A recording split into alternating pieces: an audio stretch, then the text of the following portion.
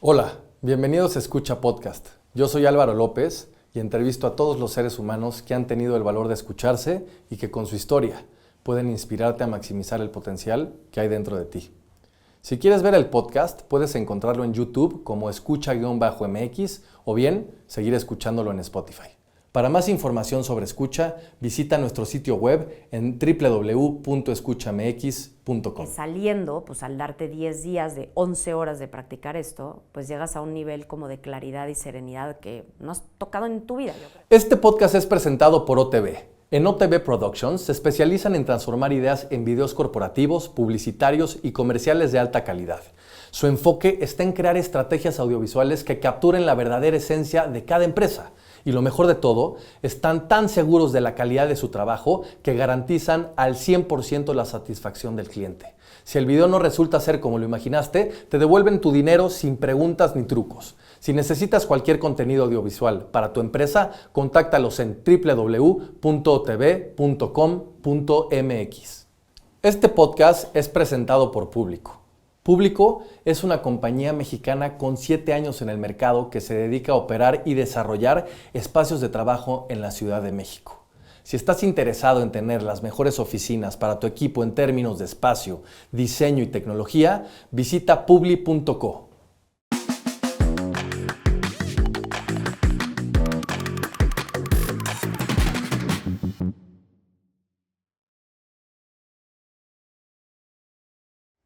Lupín, bienvenida a Escucha Podcast. Gracias, Valo. Estoy demasiado feliz y emocionada de esta plática, de ver qué se viene. Yo también. La verdad es que, lo platicamos ahorita, tenemos muchos años de conocernos en nuestras diferentes etapas y ahora tenerte aquí, pues para mí, evidentemente, es un honor y un placer porque te aprendo muchísimo desde lejos y detrás del teléfono, viendo todo lo que has conseguido y todo lo que has logrado. Para mí, pues es súper honroso tenerte y pues que nos platiques por aquí qué ha sido, ¿no?, de tu vida y de este proceso de transformación a través de los años. A ver, lo primero es que estoy muy emocionada que vaya a empezar esto porque así yo voy a poderte aprender, que siempre te he aprendido, pero cuando nos vemos, y ahora yo viviendo fuera, pues no puedo como tenerte tanto en contacto y esa es la cosa muy rica que de verdad me emociona este proyecto porque yo sé que siempre has hecho cosas guiado por tu corazón y con mucha valentía, pero este va a ser como el que ya va a ser a la luz pública y yo voy a poder también como que seguirte y me emociona mucho de eso. Y de pues esto que me dices tú, que es un poco mi proyecto de Lulalo, ¿qué quieres que te cuente? O sea, cuéntame un poquito qué.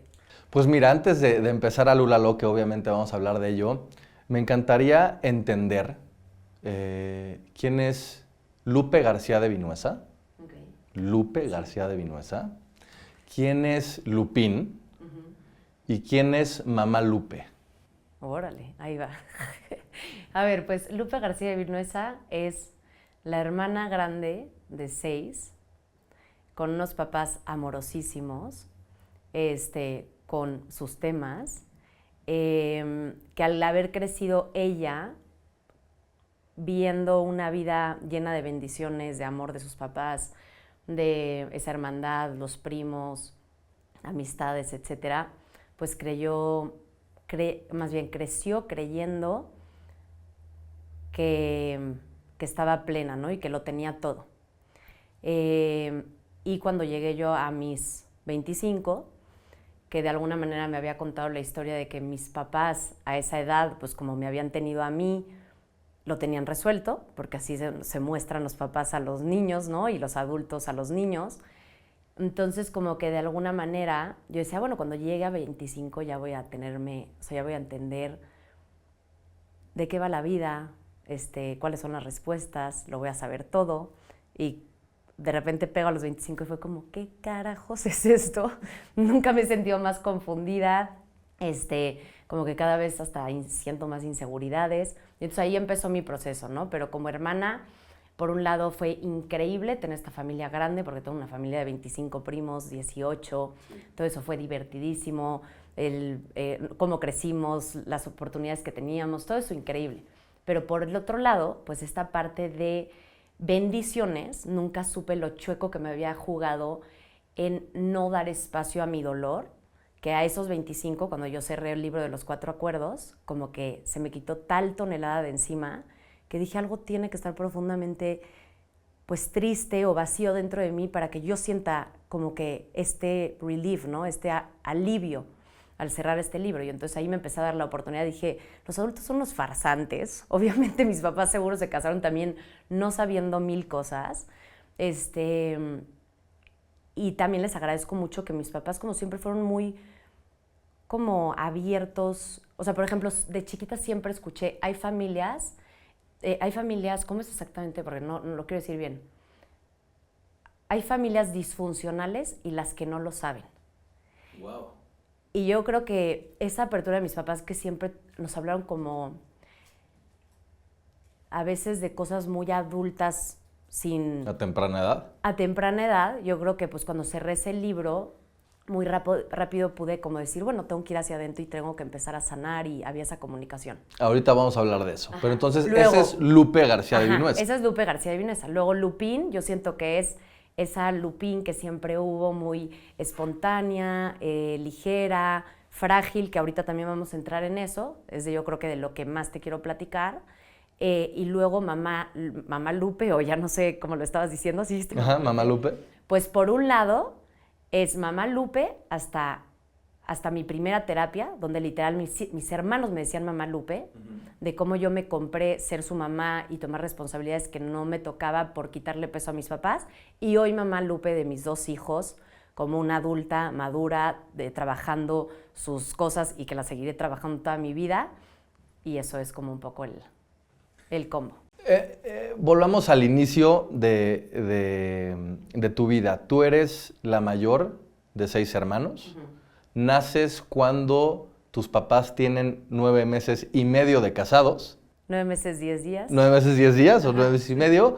Y aquí empieza la aventura de Lupe en este terreno. ¿Qué pasa? ¿Cómo es vivir con esta responsabilidad que tú lo has comentado de tener que ser como la que ayuda a sus papás a criar un poco también a tus hermanos a muy temprana edad? Pues de eso yo lo capté por primera vez, o sea, lo hice consciente en una terapia con un africano del Congo que vive aquí, que es filósofo, y daba terapia, se llama Kitimwa Lukampabwa. Okay. Y estaba en su casa y me dijo, dibuja a tu familia. Y dibujé a mis papás, aquí encima, y luego yo, mis 5 hermanos hombres y mi hermana chiquita. Y me dice, ¿y tú realmente estás aquí? Así, sentí, o sea, un cubetazo de agua de mocos, no. Y me dice, ¿dónde estás? Y yo, aquí. Y entonces me dibujé un poquito abajo de mis papás, pero en medio, o sea, también me metía mucho en su matrimonio, y encima de mis hermanos, o sea, como con un rol de superioridad. Hoy, después de muchos años de trabajo, que ahí empezó el decir, tengo que romper con muchas cosas, me empecé a dar cuenta, ¿no? Como que yo intuí, o sea, porque a veces yo decía, ¿qué es lo que me pusieron? No, o sea, como que yo creo que yo me compré la historia de que mis papás necesitaban ayuda, porque de alguna manera no me lo pidieron. En algunos momentos sí, o sea, si iban a una cena y era, gorda, cualquier cosa, le cambias el pañal a Isa, alguna vez pasó, ya sabes, pero no era tampoco lo cotidiano, no. Simplemente yo creo que es algo que en mi sensibilidad, siempre he sido muy sensible, pues decía, a ver, tienen mucho sobre el plato. Y entonces yo empecé como a quererles quitar ese peso, y le decía a mi mamá, ¿sabes qué? Al Día de las Madres no vengas, o sea, mis hermanos son 4 y están en el colegio del sur, vete a verlos a ellos, a mí me da igual, sé que me quieres. Obviamente no llegaba y me dolía, ¿no? Pero pues yo solita iba y le decía esas cosas. Y entonces después de esa terapia, ves que para mí personalmente, lo más poderoso en mis terapias ha sido cuando puedo, bueno, yo creo que todos, ¿no? Una vez que ves, ya no puedes desver. En el momento en que yo capté que estaba en ese lugar, fue como, pues claro, si mis papás recién casados, aprendiendo literal a vivir juntos, yo ya estaba ahí a los 9 meses, obvio estoy metidísima en su matrimonio, ¿no? Y por otro lado, pues aprendí mucho como a hacer, o sea, a regañar a mis hermanos, a controlarlos, y entonces empecé poco a poco a dar un paso para atrás, y aunque me muriera de ganas de decirles, oye, ¿sabes qué? Yo creo que te iría mejor si tal, ¿no? o no sé, mis opiniones, era como, pues no, o sea, eso es como invalidar que su manera de vivir es la inteligente y que irrespetuoso de mi parte, y empecé como poco a poco a hacerlo consciente y realmente confiar que obviamente su voz y sus decisiones eran más importantes que las mías. Ahora, esto que dices que me parece muy interesante, cuando ves no puedes desver, suena como muy evidente o suena muy lógico, pero es difícil llegar a ver. Tú viviste en casa de tus papás, en una familia amorosa, donde se regían mucho también por todo este tema del catolicismo, ¿no? Del debe ser, pero empiezas a tener justamente estos cuestionamientos cuando empiezas a crecer. ¿Cómo es justamente encontrarte con esta pared de decir, híjole, agradezco muchísimo lo que tengo por haber vivido en este tipo de familia, ¿no? Como muy contenida, pero a lo mejor no es lo que quiero para yo ir siguiendo y empezar a romper nuestros propios paradigmas? A ver, por un lado tengo que reconocer, y siempre lo he agradecido profundísimamente, es que sí, o sea, es una verdad y de las que a mí, en cómo yo lo viví, de las que más me marcó, como esa educación más, sí, más religiosa, más conservadora, sobre todo en cómo yo la recibí, la pude interpretar y cómo me la explicaban, yo creo que más todavía en el colegio, me lastimó mucho, ¿no? O sea, sí, yo aprendí a un Dios castigador, el bien y el mal, muchísimo como una regla muy tajante, ¿no? De lo que es la gente mala y la gente buena y lo que no debes de ser para ser una niña buena, que yo creo que todos en una medida, eso es algo que hablo mucho en general en lo que yo hago, pero si en una familia es mucho en lo intelectual, pues en lo intelectual te va a ser mucho a esto es lo malo, esto es lo bueno, ¿no? Y a mí era muy en la parte religiosa, ¿no? Y moral del bien y el mal. Entonces, espérate, me perdí. La parte del bien y el mal, ¿no? Fuiste regida justamente por ese tipo de... Sí, o sea, como que a mí esa parte de la religiosidad me afectó mucho, pero siempre me sentí muy agradecida con mis papás de que mi papá, dentro de que es una persona sumamente religiosa, diría, o sea, como muy, o sea, sigue, él va a misa diario, hace su visita, reza el rosario. En su espiritualidad, como la lleva a un lado profundo, para él lo primero es respetar a sus hijos. Entonces siempre nos ha dado mucho esa libertad de escoger y de respetar lo que cada uno necesitamos, ¿no? Y mi mamá, en otro aspecto, pues creció con un Dios más amoroso. Entonces como que siempre fue muy abierta en comunicar. Entonces cuando yo tengo este momento de decir, bolas, hay algo como que no se siente nada bien dentro de mí, pues yo tenía de alguna manera unos papás que sabía que tenía como la posibilidad de explorar, ¿no?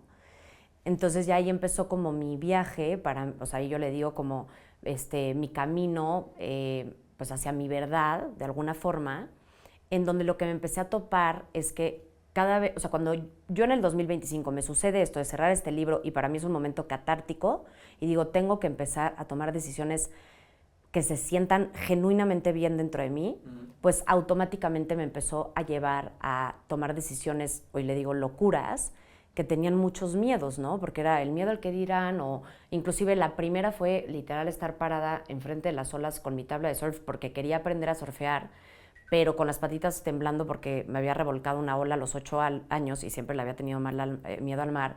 Y fue como, ¿cómo? Si no me clavo, entonces voy a dejar que las olas me controlen a mí. Y fue ni madres, o sea, yo me tengo que clavar en esa ola.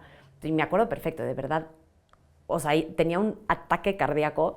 Entonces me clavé en la ola y cuando la pasé, te lo prometo, o sea, este momento jamás se me va a olvidar, como que se pausó el mar, veía el reflejo del sol, unos pececitos ahí nadando lo suficientemente lejos para que no saliera corriendo yo otra vez. Y salí y escribí que jamás se te olvide que cuando cruzas un miedo, el universo entero te abraza. Y entonces como que empezó este viaje de ir escuchando mi llamado, de escucharme, como justo este podcast, pero que sí o sí, por mi condicionamiento y de dónde venía, pues chance el decir, pues ¿sabes qué? No, a mí no me llena el ir a misa. O sea, soy profundamente, o sea, yo soy una persona muy creyente, que realmente de alguna forma Dios, pero que hoy veo a Dios de una forma muy, muy distinta, para mí es amor, pero maneja mi vida entera de alguna manera todas mis decisiones están llenas de Él, pero para mí todos nosotros somos Dios y Dios es todo. Pero gracias a que pues dejé de ir a misa, pude ir encontrando un Dios que a mí me llena más y me hace una vida más congruente y me hace ser una mejor mujer. Ahora, tú dices que los miedos han sido tus más grandes maestros y eres experta en esto y ahorita vamos a hablar más de ello. Pero antes de llegar a estas conclusiones y de este momento de la ola que definitivamente fue un parteaguas, tuviste momentos complicados y creo que en esta búsqueda infinita de seguir viendo qué es lo que te llena, qué es lo que te mueve, qué es lo que te apasiona y cuál es tu misión de vida, cuando eras más chiquita, tuviste un evento que murió una de tus mejores amigas. ¿Por qué saco esto a colación? Porque he tenido muertes también muy cercanas que me han puesto otra perspectiva de ver el mundo. Y quiero entender, porque esto es antes de tener justamente estos hallazgos, cómo esta partida afectó o influyó en tu vida para justamente tomar decisiones o no decisiones. Así me diste, o sea, yo creo que nunca había hablado de esto en alto. Pero sí fue como un momento muy difícil, sobre todo porque yo estaba viviendo fuera. Era la primera vez que estaba, o sea, yo no me había ido a estudiar inglés como lo hicieron mis hermanos. Me fui a vivir a Australia y pues estando literalmente del otro lado del mundo, sucede esto, que además como en mis posibilidades económicas no podía volver para luego regresar y eran solamente 7 meses de mi vida. Qué fuerte, Álvaro, o sea, la he llorado obviamente 1000 veces, pero creo que nunca había platicado como esta parte. Y me acuerdo que lo que pensé fue, o sea, mi realidad es que si decido irme a México, no voy a poder volver a menos que consiguiera como volar gratis de ida y vuelta para despedirme. O sea, ella estaba en Argentina cuando murió, pero despedirme de, pues sí, no sé, yo creo que cuando ves su cuerpo, otro amigo nuestro también murió, no tan cercano, pero cuando murió Glender, a mí ver su cuerpo me ayudó a entender que ya no estaba, ya sabes. Entonces, como que eso es algo que yo pensé, como, bueno, mira, si la llego a ver, de alguna manera me puedo despedir, o si estoy ahí con mis amigas y mis papás, pues tengo el proceso, ¿no? Más real, en vez de llorarlo sola. Entonces fui al aeropuerto sola. Mis papás me dijeron, estás loca, gorda. Y yo, puede ser que haya todavía un alma que se compadezca y le pida, por favor, si tienes un vuelo vacío, déjame ir 5 días, 2 días y me regreso. Y yo ahí sí estaba, o sea, como completamente rota y no paraba de llorar, pero mentalmente me propuse como, voy a ir, voy a hacer todo lo que está en mis posibilidades, voy a explicar vulnerablemente lo que me sucede, y si se puede iré, y si no, voy a dejar de llorar y disfrutar mi año que me queda, o sea, mis 3 meses que me quedan. Y entonces ya fui, me pasaron de hecho como de una aerolínea ya como a hablar con el director, adentro de las oficinas como más, pues sí, más exclusivas que nadie entra ahí. Y entonces estuvieron viendo vuelos, no sé qué, y al final me dijeron, es que, sí, o sea, podemos subirte literal, te puedes ir en 1 hora sin que ahorita hagamos ningún trámite como de tu vuelo, pero sí tendríamos que tomar tu regreso como, o sea, después ya ¿no? en cómo se procesa, ellos tomarían como el vuelo que yo tenía de regreso para haber ido, y luego yo ya tenía que comprar el de otra vez volver y el de, o sea, otra vez regresar a Australia y luego volver a México. Y ya como no se pudo, fue como, aquí se acaban las lágrimas, ¿sabes? Y me sequé las lágrimas subiéndome al metro de regreso y fue como, la vida sigue y ni modo, hice lo que estaba en mis posibilidades. Pero sí, nunca lo había visto así. Yo creo que sí fue un evento que definitivamente construyó. Puede ser que en una parte también una dureza, ¿no? Pero también una resiliencia importante para lo que hoy hago. Este evento fue en 2010, Lupín. Y tú en 2012 pensando que todo va bien en tu vida, que estás increíblemente contenta, tienes justamente, le puedo llamar despertar, acabando este libro, en casa de tus abuelos en Tepoztlán, en donde tomas un suspiro y dices, tengo que hacer algo. Cuéntanos un poquito qué pasa en estos 2 años, ¿no? En esta transición, hasta que llegas a este momento clave, que es cuando cambia tu rumbo de vida. O sea, creo que desde antes, o sea, inclusive irme a Australia, hay algo en mí donde siempre he hecho cosas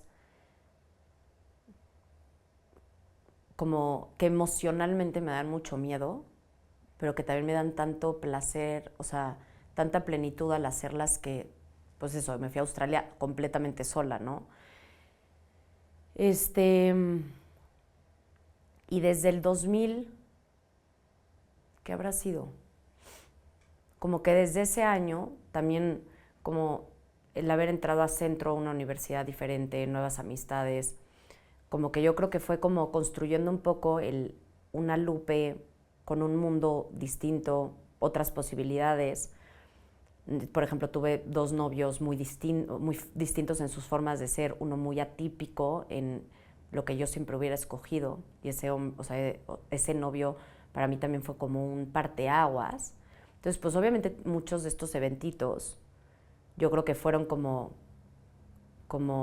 construyéndose para que en ese momento que yo cierro los 4 acuerdos, y siendo el año que cumplía 25, que realmente en mi cabeza era como, bueno, obviamente cuando sea yo un adulto, o sea, eso ya era más de cuando yo pensaba de chiquita, pero sí fue como, ningún adulto está resuelto.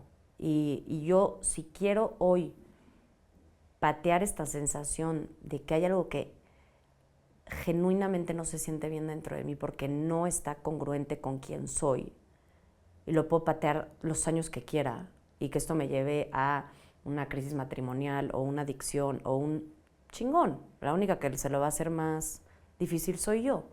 O de puras, como que ahorita empiezo a tomar decisiones contundentes, y literal, en cuanto lo cerré, le escribí a una de mis mejores amigas y le dije, nos vamos a Chiapas 10 días solas, y agarramos un vuelo a los 3 días y nos fuimos a mi primer road trip completamente sola, pues a empezarme a descubrir. Entonces, como que sí siento que para mí fue un momento 100% parteaguas. Entiendo que digas despertar, porque sí fue el inicio de una nueva vida para mí, pero como que a lo largo de estos años que me he clavado mucho en, sobre todo, recriarme a mí misma, que para mí ha sido un proceso de recrianza, creo que lo más valioso ha sido reconocer que el despertar no existe, o sea, sino que como todos los seres humanos tenemos un ego y un personaje desde el que operamos yo, de la hermana adulta, ¿no?, responsable. Para mí ese despertar, lo realmente significativo es darme cuenta que es en cada instante. Pero en estos instantes, Lupín, porque hay mucha gente que está en esta búsqueda, ¿no? Decir, dame una señal, me tiene que pasar algo para cambiar. ¿Tú tenías ciertas sensaciones en el cuerpo? Es decir, tu cuerpo te estaba diciendo de alguna manera, no es por aquí o es por acá. No, sí, 100%. O sea, yo cerré ese libro y, por ejemplo, de lo primero que me quise como sincerar fue como, a ver, se te acaba de quitar estas toneladas de encima. Y llevas buscando güey desde que cortaste con Daniel a los 19 años. Como con una necesidad de encontrar hombre. Cuando, ¿qué? Tienes... O sea, no es como que ya eres una quedada, ¿sabes? Y nadie es un quedado. O sea, muchos conceptos muy ilógicos en mi mente. Entonces, esa búsqueda como ansiosa por encontrar pareja, el salir con mis amigas de peda loca todos los fines de semana, que aunque no era ni la más borracha, pero siempre era estar, happys y regresarnos en el Uber. No la más borracha, pero la más bailadora, no, sin duda. Y, o sea, lo que voy es que no era o sea, como la gente no me conoce, no es que estuviera bulta todos los fines de semana, cero. Pero en la manera de beber, de emborracharnos todos los fines, toda la semana estar esperando a que fuera fin de semana, o si era septiembre, a que ya llegara la vacación de Navidad, eran focos rojos que ahí decidí dejarlos de no ver como focos rojos. Ahí fue como, obvio, y todo esto me está hablando de que no estoy bien. Y nada más como que quiero decir, no, pues porque me la paso bomba con mis amigas y porque, pues porque ¿quién no quiere pareja? Entonces ya ahí como que ese año me comprometí a no volverme a meter en ninguna relación, como que hasta que yo realmente estuviera contenta conmigo. Y pues esto, sí, o sea, como empecé a tener o sea, fue como cuando más ejercicio hice, más sano comí, o sea, como que empecé a ir más al fondo. ¿Qué pasa después de esto? Porque en esta pues etapa ahora sí que de descubrimiento y de toma de decisiones, conoces a Sergio, que ahorita hablaremos de él, sé que es una figura, independientemente de ser tu esposo, muy importante para ti, y empiezan a tomar decisiones que ya no es comer más sano, que por supuesto que es un inicio, o hacer más ejercicio, sino que deciden romper todos los paradigmas que tienen con la parte familiar, con lo que tú te habías propuesto, y toman una decisión en pareja de ir a uno de los viajes más transformadores que has tenido en la vida. ¿Te cuento? Pues nada, conozco a Sergio en el momento que dejé de buscar un hombre. Obviamente. 3 años más chico que tú, por cierto. Exacto. Ahí yo ya decía, bueno, puede ser que sigo como sintiéndome que chance ya estoy perdiendo el tiempo, entonces estoy agarrando al primero que se deja. No, como que genuinamente me gustaba mucho. Empezamos a salir. Y yo creo que lo que más me enamoró siempre de Sergio es como una sensación muy obvia para mí de que no me necesitaba para ser feliz y de que nunca me va a necesitar para ser feliz, hasta hoy en día, después de 12 años juntos. Y entonces nos decidimos, más bien, desde que empezamos, o sea, el día 1 que salimos aquí a la Roma, nos fuimos en taxi para poder tomar algo. Y entonces me dice, ¿y cuáles son tus planes? Y yo, pues acabando la carrera sí me gustaría hacer un viaje importante. Y me dice, no te lo creo, o sea, literal es mi sueño. Si volvemos a salir y seguimos saliendo, hacemos ese viaje juntos. Esa fue una de las primeras cosas que me fascinó de él, como que siempre, aunque fuera 3 años más chico, nunca entró en nada ni te pico y en cosas más del miedo, ¿no? O sea, siempre fue como, no, ni te estoy pidiendo que te cases conmigo, simplemente pues me caes muy bien y de lo que siento que está sucediendo está muy increíble. Y si sigue esto, pues estaría padre hacer ese viaje y yo, me encanta. Perdón que te interrumpa, está increíble lo de, me encantaría acabando la carrera tener un viaje, pero una cosa es hacer un viaje y otra cosa es tomar una decisión de irte con una persona, sí, que quieres mucho, 6 meses de viaje. Son 2 cosas, a mi parecer, con mi juicio, totalmente diferentes. Irte 6 meses de viaje de mochilero es una decisión de vida porque seguramente regresas de diferente forma. Sí. ¿Qué pasó ahí? Pues ya, entonces se acercó la fecha. Yo siempre le pedía a Sergio como desde a los 6 meses empezamos a ahorrar. Y entonces cuando ya empezamos a ahorrar, yo le dije a mis papás y quise meterme ahí. Entonces yo le dije, ¿por qué no le dices a tus papás? Y me dijo, no son mis formas, respeta. Y ya que se acercó la fecha, que yo soy mucho más tradicional, bueno, era como mucho más tradicional. No, yo creo que no es cierto. Somos bastante similares en eso, pero yo la parte de casarme me podía mucho más. Y tenía clarísimo que yo era el hombre con el que quería estar. Esto ya cerca del viaje, o sea, llevábamos 1 año y medio juntos. Entonces yo le dije, venimos de familias conservadoras, ¿por qué no nos casamos antes y ya nos vamos al viaje y vamos a ser libres y todo el mundo, la fiesta va a estar en paz?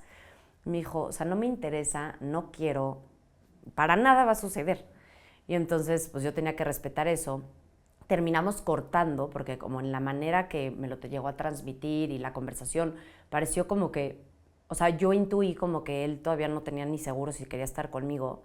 Cortamos y al día siguiente, que yo estaba llorando, pero, o sea, deshecha en la cama de mis papás, mi papá se acercó y me dijo, gorda, ¿cómo estás? ¿Qué es lo que pasa? O sea, ¿por qué cortaron? Y yo, pues es que yo sé que me quiero casar con él, pero el viaje, y me dice, pero gorda, no entiendo, o sea, para ti el viaje es importantísimo, o sea, tú lo quieres hacer, y yo 100%, y sabes que te quieres casar, y él te está diciendo que sí quiere estar contigo, nada más que ahorita no se quiere todavía casar. Entonces la única que está presionando sus tiempos eres tú. Entonces esta parte como del respeto, pues que mi papá tuviera en contra de su propia, ¿sabes? Lo que él quisiera, Sí, total. pudiera tener esa capacidad de madurez y generosidad como hacer, ¿no? Provocar lo que no quería que sucediera. Entonces nos volvimos a ver y yo le dije, a ver, sí, lo que para mí es importante saber es que quieras construir una vida conmigo. Y me dijo, 100%, nada más, o sea, no eres una novia más, nada más ahorita no me quiero casar. Y yo, bueno, si es así, entonces sí me voy al viaje, ¿no? Y entonces ya agarramos nuestras chivas, agarramos ese vuelo a Mumbai, aterrada, o sea, yo estaba aterrada porque no solo era soltar el control era un viaje sin itinerario, ningún día planificado, empezábamos en Mumbai y acabamos 6 meses después. ¿Por qué a la India? ¿Eh? O sea, ¿por qué ese destino? Porque yo creo que queríamos conocer una cultura diferente, o sea, como... Yo creo, o sea, ¿fue más un espíritu aventurero o realmente querían encontrar o estaban buscando algo en este viaje? O sea, Sergio sí dice como que él tenía una búsqueda espiritual. Ok. Yo creo que yo quería tener una disrupción mental, de alguna manera. O sea, yo quería confrontación de nuevas formas de vivir para provocar mi cabeza y mi corazón, de alguna manera. Okay. Entonces yo sabía que la India iba a ser muy provocativa. Yo creo que eso. Pero no mucho más. O sea, y además era India como si no nos gustaba y nos pirábamos en una semana. Sí, Nada claro, más que, pues tenías la decisión de poder ir a donde quisieras del podíamos mundo. hacer lo que quisiéramos. Al final acabamos estando 3 meses en la India y 3 meses en el resto de Asia. Nunca con una intención puntual de tenemos que aprender a meditar o no, cero. Era mucho, vamos a guiarnos por lo que se va sintiendo bien. Y ahí conocimos Vipassana, que para mí fue un antes y un después, que fue un retiro de meditación. Cuéntanos un poquito más de Vipassana para la gente que no sabe.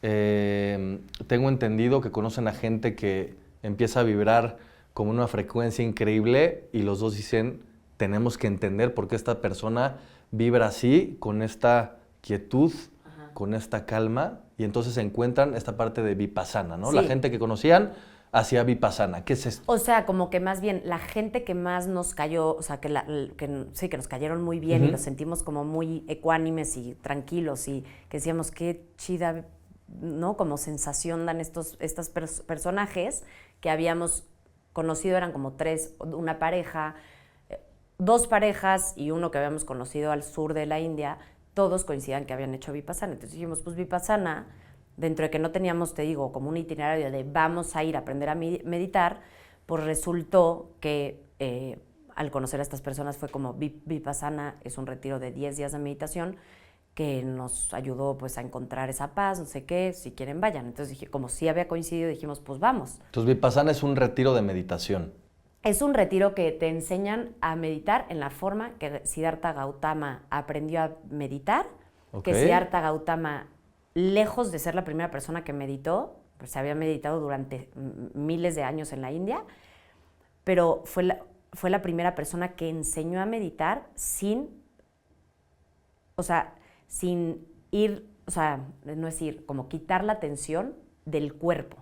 O sea, todos tenemos la capacidad de concentrar la mente, pero se meditaba mucho como con imágenes. Entonces te salías de tus sensaciones. Y él, a través de la respiración y de poner la atención en ciertos lugares del cuerpo, logró tener esa atención todavía enraizada en el presente y en el cuerpo, por lo tanto, como que iba desarrollando la ecuanimidad que te da como estabilidad emocional en la vida de aceptar las cosas tal cual son. Entonces se vuelve como muy poderoso como ya en la vida funcional. Sin reaccionar. Ajá, o sea, no responder. La ecuanimidad es como no responder ni para bien ni para mal. O sea, tú lo que hacías esos 10 días enteros, 11 horas diarias ayunando, estaba muy rudo. O sea, nunca lo hubiéramos hecho si no hubiéramos ido a este viaje. Es que al estar en esa postura, obviamente empieza chance a hervirte las pompas de estar en la misma postura 1 hora entera. Y entonces, al practicar esa ecuanimidad, tú con tu respiración, de estar en un cierto punto y aceptar esa sensación sin rechazo o sin deseo, entonces notabas perfecto como en ese let it be, como que se iba.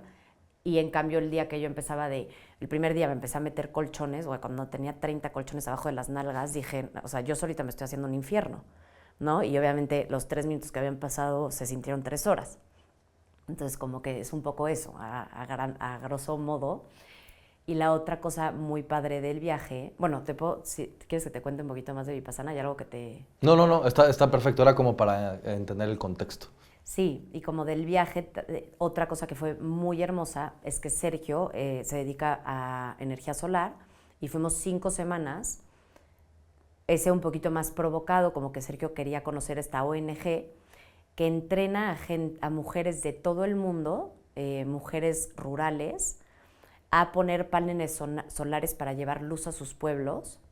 Empezaron primero con hombres, pero muchas veces los hombres pues aprendían y las abandonaban y ya se iban pues a otro lugar donde les podía ir mejor. Luego empezaron con las mamás de las casas, pero ahí había como mucho permisividad y no permisividad de los señores de la casa. Y al final son abuelas de todos los lugares. Había 2 yucatecas, entonces eran así mis amigas. Entonces Sergio se pasó 5 semanas enseñándoles a hacer los paneles solares y las conexiones, pero como son algunas de África, otras de la India, otras de México, otras de todos los lugares del mundo, entonces les enseñan a conectar sus paneles con dibujos y con colores. Entonces todo está hecho como para que pues, esto siga creciendo y cualquiera lo pueda hacer. Entonces yo creo que esas 2 cosas fueron como las más significativas del mundo. Vipassana para mí fue catártico, o sea, yo salí de ahí y como lo más loco de aprender a estar con tu mente, porque sí, o sea, por ejemplo, alguna vez mi papá me ha dicho como, pero gorda, cuando yo hago la oración hago lo mismo, y muchas veces le he dicho no, porque lo que es algo que suma siempre y que además sumaría, ¿no? O sea, suma a cualquier práctica espiritual, es que al estar con tu respiración y tu cuerpo, realmente aprendes a silenciar. No es como que vas a callar por completo tus pensamientos. Pero yo ese primer desayuno, bueno, no, el segundo desayuno que ya llevábamos, bueno, o sea, llevábamos un día entero ahí en silencio y yo estaba desayunando y de verdad no sabes como la conversación. Y yo, ¿quién está hablando? No, es broma. Obviamente sabía que era yo, pero de verdad que te empieza a quedar evidente las narrativas que te cuentas adentro y cómo uno es el víctima y el otro es yo puedo con todo y el otro es el ni madres vas a poder. Entonces, aprender a silenciar la mente es una herramienta de vida y que obviamente yo no era consciente el nivel de neurosis que había dentro de mí de muchos años de seguir generando conversaciones y narrativas y historias que saliendo, pues al darte 10 días de 11 horas de practicar esto, pues llegas a un nivel como de claridad y serenidad que no has tocado en tu vida, yo creo. Entonces yo fuimos al primer café y tuve literal una catarsis, empecé a berrear sin haberlo hecho consciente ni haberlo pensado, porque pues lo que estábamos haciendo era no pensar. Y le dije, regresando de este viaje, cuando nos vayamos a Edimburgo a hacer tu maestría, de haber hecho mi sueño de carrera, arquitectura de interiores, que además me tardé 7 años en estudiarla, mi tesis me la reprobaron 3 veces, fue el infierno de mi vida académico. Trabajaste en un gran despacho después. Ajá. Hice mi sueño de chamba, de decorar, o sea, con budget abierto, Ilimitado. las casas más increíbles, y que había empezado apenas eso. Fue como, yo llego a Edimburgo y yo sé que me tengo que, o sea, porque me gusta esto, pero no me llena el alma. Lupe, ¿cómo se ve esa tarde de domingo en Edimburgo, en donde traes una chamarra azul, si no mal recuerdo, y un hoodie, donde tu casa está atrás, sí, y un gorrito, claro, y te atreves a salir y a hablar de todo corazón de lo que se convertiría hoy en tu estilo de vida? Porque no creo que es una profesión, creo que es un estilo de vida. Estoy de acuerdo. Pues eso, me meto leo en la Universidad de Edimburgo, coaching, un proceso para aprenderte a escuchar y tener clarividencia, no me acuerdo exacto qué decía, y digo, bueno, eso es lo que necesito para mí. Entonces ya me voy a meter a coaching y me contraté, o sea, busqué chamba en un despacho de arquitectos con el que vivíamos, primero vivimos en un Airbnb, me ayudó a conseguir, entonces ya yo trabajaba en el despacho, tiempo completo, en lo que averiguaba cuando empecé a ver lo que era el coaching y dije, esto es. O sea, cuando yo escogí carrera, psicología nunca me latió porque si de por sí soy analítica, nada más me iba a marear, más teoría. Y entonces fue como, qué padre que el coaching es como de dónde estás ahora y a dónde quieres ir. Y entonces dije, pues me quiero certificar en esto. Y entonces el primer move fue que en mi clase de coaching dijeron, hay algo que, o sea, más bien, para la próxima clase, hablen de algo, ya sea en un video, que compartan o que lo traigan aquí, de algo que siempre han querido platicar y que no lo han hecho, no sé qué. Yo dije, o sea, yo ya tenía la respuesta. Pero fue una tarea, entonces. Ajá, fue una tarea. Ok. Pero podías no hacerlo, o sea, podías ni subirlo ni... Te la tomaste muy en serio. Y entonces yo dije, no, tengo que usar esto de excusa pues para hacer... Sí. Fue el empujón. Ajá, sobre todo para compartir algo que para mí ha sido tan significativo. O sea, como que realmente en el tema de Vipassana siento un deber. O sea, ahorita porque sé que no me puedo dejar ir. Les hablaría de Vipassana y lo que entiendes. O sea, eso es lo que cambió mi vida para siempre. O sea, Vipassana para mí es sagrado. Y entonces era como una necesidad de corazón genuina por compartir. Y entonces dije, pues yo tengo que hablar de esto que para mí fue tan significativo. Entonces ya pues me senté ahí o sea, el sudor traspasó la chamarra. Cuatro capas completas y además de chamarras de Edimburgo, justo con mi casa atrás, nerviosa que tú me has visto, o sea, no puedo ni sonreír. Entonces, hasta el tío de Sergio me dice, me encanta, en el momento que ya te relajas y sonríes un poquito, sale el sol, te saluda un perro y pasa una persona, ¿no? Entonces ya fue como ese primer move, que en cuanto lo terminé de grabar, porque además era con tripié, mi cámara Canon, así, antes yo tomaba mucha foto. Antes de terminar de grabar, no. ¿Qué está pasando en tus hombros, en tu estómago, en tu quijada? Porque está bien, estás sudando porque estás nerviosa, pero repetiste ese video más de un par de veces. Sí, 3 veces. Ajá, 3 veces. 3 veces y todo el tiempo decía, no mames, o sea, soy la vieja más ridícula con un tripié sola en el parque. Pues las personas que están caminando ahí dicen, ¿qué le pasa a esta loca? Todos los juicios que te puedas imaginar, pero era como, o sea, pues yo tengo que hacer lo que tiene que ser congruente conmigo. Y ya subí a mi departamento, metí el chip, porque ahí lo estaba haciendo a la antigüita. O a la profesional. O a la profesional, exactamente. Y entonces pasé mi y me acuerdo que cuando ya se empezó a subir en Facebook, ahí sí, o sea, mi panza ya le iba a poner delete y dije, o me voy, o sea, me voy a pasar el día entero aquí, delete y yo otra vez subiéndolo. Sí, entonces claro. le hablé a una amiga, ¿te tomas un café? Y entonces ya me fui al café y la dejé abierta, subiéndose. Y cuando subí tenía como 200 comentarios de primos, amigos, Obviamente a muchos les di muchísima ternurita, fue como, pobrecita, esta niña está demasiado nerviosa, pero yo creo que vino desde un lugar tan genuino que también mucha gente conectó con algo muy sensible. Entonces, no sé, fue demasiado bonito.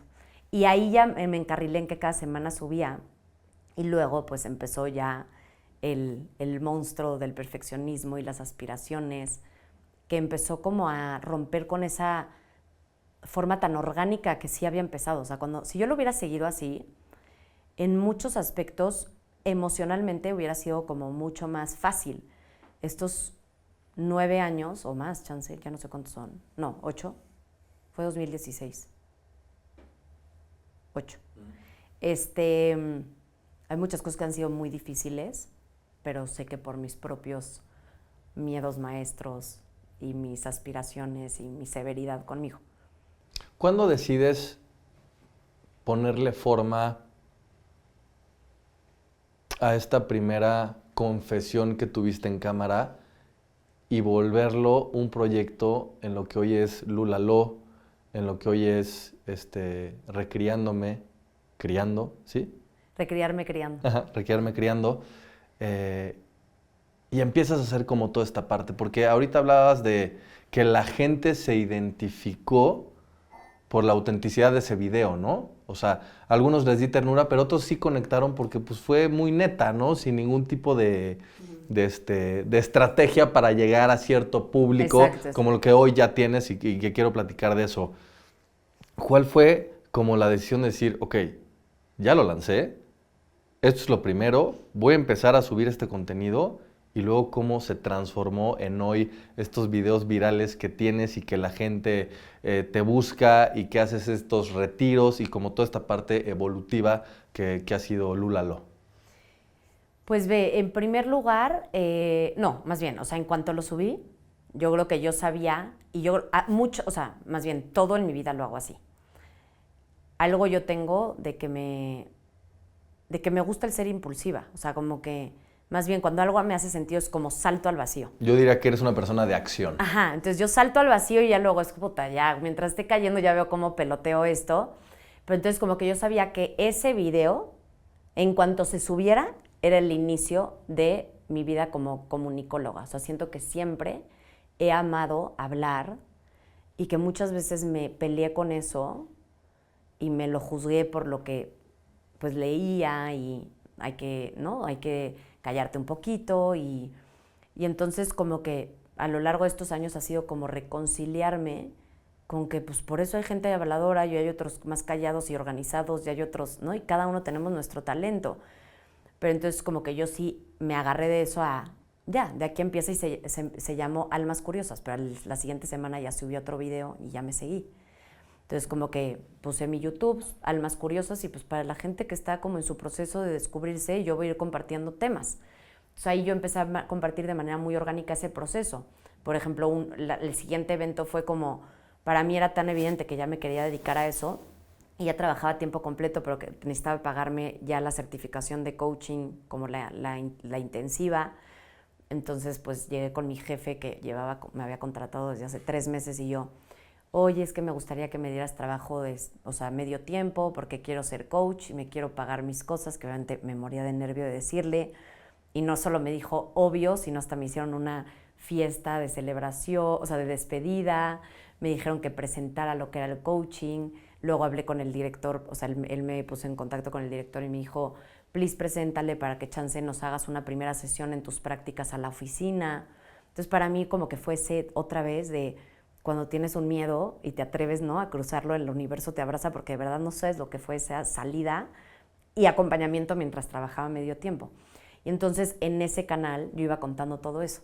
Entonces, como que todo iba muy fluido, pero lo estaba haciendo, ya sabes, en mi casa con la pared fea, un poco como se diera. O sea, aprendiendo también sí, un poco, aprendiendo, ¿no? Pero como que ni me ponía a ver a nadie, ni me comparaba con nadie. Y si yo hubiera seguido en eso, o sea, sí hoy en día luego acompaño a algunas personas a poder empezar como esas aspiraciones más grandes, sobre todo si van a ser públicas, a poderlo hacer más desde la esencia, que yo si hubiera tenido a alguien que me pudiera guiar, me hubiera encantado, porque en esa soledad empecé mucho en la comparación y entonces a, ¿no?, quererlo hacer de tal manera que entonces ya se vuelve esta parte estratégica, no tan libre y no tan espontánea, que siempre va a afectar el proceso. Obviamente lo puede ser bonito, pero siempre es bueno, ¿no?, desde una soltura. Sin duda.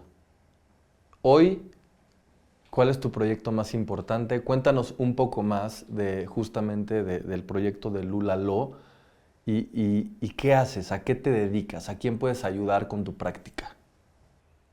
Hoy, o sea, como que poco tiempo después, Almas Curiosas ya se convirtió en LuLaLo, que viene de Lupe la Loca, y que siempre me encantó honrar la locura, porque para mí pienso que donde nos hemos perdido de nosotros mismos ha sido en engrosar la voz externa de alguien más o de un círculo social que la nuestra propia. Y para mí esa voz loca, libre, original, curiosa y amorosa es nuestra intuición, es la voz de nuestro corazón que tiene las respuestas. Entonces, por un lado es como el honrar eso en cada uno de nosotros, que somos nuestros propios guías. Y por otro lado también a mí siempre bajarme a tocar tierra firme y saber que jamás enseño, sino es que, o sea, yo enseño en la medida que estoy aprendiendo, ¿no? Y que siempre es un tema circular o lineal y nunca nadie está ni por encima ni por abajo. Qué bonito. Entonces, por eso como que es ese nombre. Y LuLaLo yo creo que es como tú le que dirías como la mamá de, o sea, ahorita X proyectos, pero sé que a lo largo de mi vida de muchos, en donde sean diferentes herramientas para encontrarnos con nosotros de la forma más honesta que podamos y presentarnos al mundo así, que para mí tiene mucho que ver con abrazar nuestra humanidad. O sea, creo que si algo a mí me limitaba en su momento de poder empezar a sanar, es que al contarme la historia de de que una niña agradecida pues no se queja. Entonces, al yo contarme eso no daba cabida a mi dolor y entonces, pues, por lo tanto, o sea, estaba completamente negadas todas mis inseguridades e incapacidades, cosa que hacemos todos como adultos, ¿no? Como que como adultos entramos en este anular la mitad de quienes somos, de todas esas emociones bajas o deseos bajos que nos han dicho, y ahí solamente reprimimos la mitad de lo que podemos ser, porque nada más estamos casi en una lucha por esconder lo que no es válido. Entonces, como que para mí, y más viniendo de esta parte religiosa, donde yo creo que la connotación de bien y mal es todavía más fuerte, pues hay todavía una guerra más grande con la sombra, cuando la sombra, igual que en la película de Intensamente, ¿no? Y de las emociones, es como, oye, si no entra alegría, se desconchinfla todo. Diría, perdón, si no entra tristeza, ¿no? O sea, realmente todas nuestras emociones bajas y todos nuestros deseos bajos tienen un propósito mucho más grande de ser, que cuando es mirado, reconocido pero cuestionado de qué haces aquí, qué es lo que me quieres enseñar, entonces puede, ¿no? Mostrarnos esa cosa y entonces puede hacerse chiquito. En cambio, no, si no, pues nada más como crece, se hace más grande, nos tiene petrificados. ¿Sí? Pero entonces, o sea, estos talleres que das, estos cursos que das, estos coachings, estos retreats que de pronto tienes, ¿son para personas que quieren manejar mejor sus emociones o cuál sería como la síntesis para las personas que estén interesadas, obviamente, en entender un poquito más y si están viviendo justamente pues, lo que tú has vivido desde hace muchos años en esta búsqueda? ¿A quién va dirigido? Yo creo que va a personas dirigidas que quieren vivir una vida como libre y auténtica, desde hacer, o sea, desde trabajar sus heridas, o sea, nuestras heridas y nuestros traumas. Entonces, yo creo que es por una parte el trabajo de todas esas heridas con herramientas de inteligencia emocional, de neurociencia, de cómo generar, o sea, cómo operar más desde el amor y nuestra esencia en vez de desde nuestros condicionamientos y nuestros personajes. Entonces, para mí, o sea, creo que sí tengo como un público en mis redes sociales como mucho más de mujeres, entonces para mí como que sí veo que son la gran mayoría, aunque a mí me encanta hablarle en general a hombres y mujeres, pero pienso que es para cualquier persona que, pues sí, que con radicalez quiere regalarse esa vida que merece y que obviamente viene desde un coraje muy profundo de mirarse y de trabajar su pasado para poder construir eso en un futuro. Entonces, por ejemplo, Lula Lo, y ahí te lo voy a explicar muy claro, siempre la metodología tanto de los retiros como de los cursos o de coaching es curar el pasado con autoamor, pero no estamos ahí horas, no, es simplemente ese reconocimiento, esa aceptación para ver, y al ver ya no puedes desver. Luego conectar el presente, que es aprender en la parte de autonomía, como que hacerte responsable y aprender a mirarte en cómo todas tus relaciones y tu situación actual es un reflejo de ti y que la vida nos regala desde todo este condicionamiento que se hizo, desde nuestros traumas.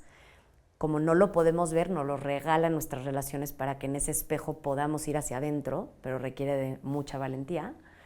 Y por último, crear ese futuro con autoliderazgo. Entonces, también creo que de lo que más me apasiona hacer es mucho de liderazgo consciente, de ya seas tú el dueño de la empresa, como pues tu empresa si tiene estos problemas, a menos que tú sanes tus cosas, no se va a solucionar, y de si tienes un trabajo que no te llena, pues renunciar, pero en todas las áreas, o sea, trabajamos todas las áreas y es vivir esa vida auténtica y esa locura de vida, tener esa locura de relación, o tener esa locura de vida sexual, o tener esa locura de trabajo, o tener esa locura de, ¿no? Y todos los como rebanadas del pastel de lo que es nuestra vida en general, ir teniendo un mapa de cómo cada vez más yo puedo liderarla, tomando acción valiente, abrazando mi humanidad a esa vida que quiero construir con conciencia.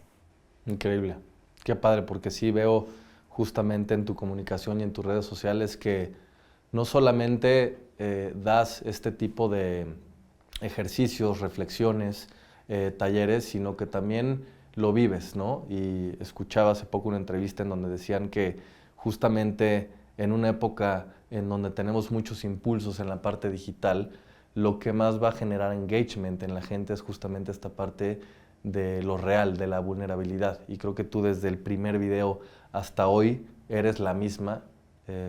Creo que por eso también pues ha funcionado y has llegado a tantos lugares y te muestras tanto con tu esposo como con tus papás, como con tus hijos, ¿no? Y creo que eso es muy valiente mostrar esa parte íntima de ti, pero pues entendiéndolo y haciéndolo con este objetivo para que la gente juntamente tome acción, pues me parece que es de aplaudirse, porque pues justamente, ¿no?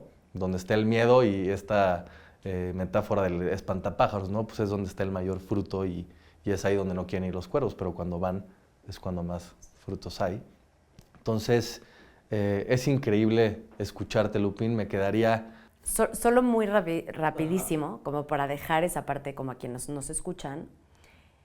A mí lo que más me ha sanado es justamente abrazar, o sea, yo nunca he tenido un tema con mi vulnerabilidad. Y yo en los personajes, en los 9 personajes que vienen del enneagrama, los 9 miedos maestros, yo tengo la fuerte, ¿no? Como por mi historia y tal.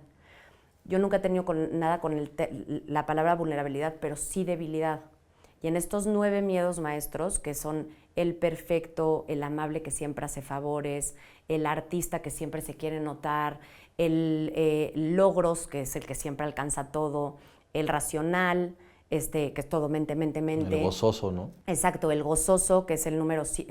no, el 6 es el precavido, que siempre tiene que controlar todo porque no confía en sí. El gozoso, que se evade, ¿no? El fútbol o las drogas o no sé qué, pero para no tocar con sus emociones. El fuerte, que es el mío, y el 9, que es el pacifista. Y en todos estos, si nada más así diciendo los nombres, cada uno obviamente tiene su miedo. Y en abrazar esa parte de mí, yo haber como dejado de luchar con mi fragilidad, con mi debilidad, con esa palabra sí tenía como una guerra, he podido dejar de atacar menos y dejar de estar a la defensiva, cosa que esa me lastimaba mucho en mis relaciones. Y así cada uno, o sea, el que es muy precavido en tomar acción, el que es muy amable, de que siempre está haciendo favores.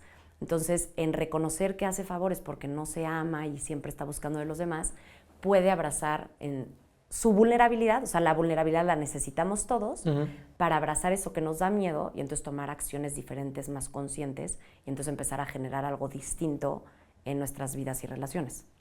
Qué interesante, Lupín. Por último, para cerrar, ¿cuál dirías que es tu superpoder y cómo este impacta al mundo? La vulnerabilidad. Okay. Sí, o sea, mostrarme en casi todos los momentos sin filtros, o la autenticidad más bien, o sea, como que sí, me muestro muy transparente de lo que sea que me está pasando. ¿Y esto cómo impacta? Pues yo creo que les hace a los otros poderse mirar y reconocer en muchas cosas porque les queda un espejo muy transparente y entonces ellos poder encontrar sus respuestas y soluciones. Lupín, muchísimas gracias por estar aquí. Como te lo decía hace un momento, pues es increíble ver y entender un poquito más toda la evolución y sobre todo sabiendo que no es un trabajo de un día, que han sido años incansables e insaciables de tu curiosidad infinita, como te define la gente, de ser curiosa y de la psique humana y de entender cómo nos manejamos y por qué somos así, por qué hago lo que hago. Y creo que esto tiene pues muchísimo valor, que la gente evidentemente lo ve y que yo estoy seguro que ese Jorge Campos que jugaba con sus hermanos fútbol y que Bubulina estarían y está muy orgullosa de ser quien eres hoy y todo lo que te depara en un futuro, y que yo me siento muy honrado y agradecido de que hayas platicado aquí conmigo. Ay, gracias, Valo. Yo no tengo ni palabras, de verdad, gracias. Y gracias también por esa pregunta, que se ve que todavía tiene ahí cositas que sanar con Moni. Gracias. Gracias. Gracias, gracias.